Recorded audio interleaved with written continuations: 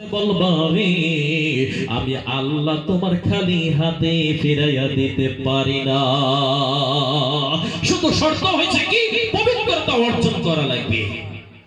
পবিত্রতা ঈমানের অঙ্গ। সাবসিকন যেরকম ঈমানের অঙ্গ, পবিত্রতা ঈমানের একটা পবিত্রতা, এরকম পবিত্রতা। ভাইজানেরা বামসানেরা, ও দয়ার ময়া আল্লাহর নবীর উম্মতের দল, তার জন্য বলি আমি আপনি মানুষ হয়েছি, আমাকে আপনাকে আল্লাহ বলছিলাম কেন বানাইছে, অনর্থক সৃষ্টি করে নাই আল্লাহ।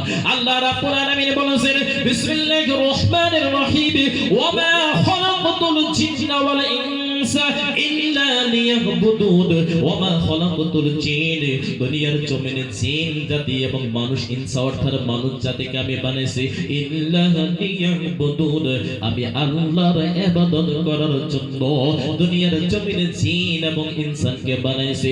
এ বাপসানেরা মনে রাখবেন, আল্লাহর যে ইবাদতগুলো রে, এই ইবাদতগুলো আমার আপনার শারীরিকভাবে যদি আমি প্রত্যেকটা দিন করতে পারি রে, আল্লাহর কোনো লাভ হবে কি?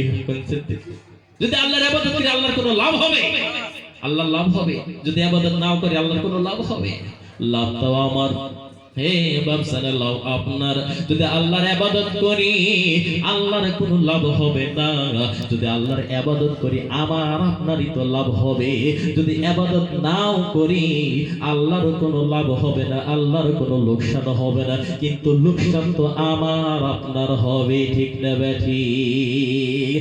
এ বাপসানেরা ভাইজানেরা, তার জন্য বলি দুনিয়ার খন্তেকিয়ার সময়, এই খন্তেকিয়ার সময়ে কেন তুমি বাড়াবাড়ি করো? কেন তুমি মিথ্যার আশ্রয় নাও? কেন তুমি হারামের আশ্রয় নাও? কেন তুমি অসৎ রাস্তায় তুমি অপরচার করার জন্য ব্যস্ততায় থাকো রে বাবা? এ বাপসানেরা ভাইজানেরা, তার জন্য বলছি রে, এই দুনিয়ার জমিনটা চিরস্থায়ী থাকার জায়গা নয়। সকল মানুষ একটা দিন একটা মৃত্যুর স্বাদ গ্রহণ করতেই হবে।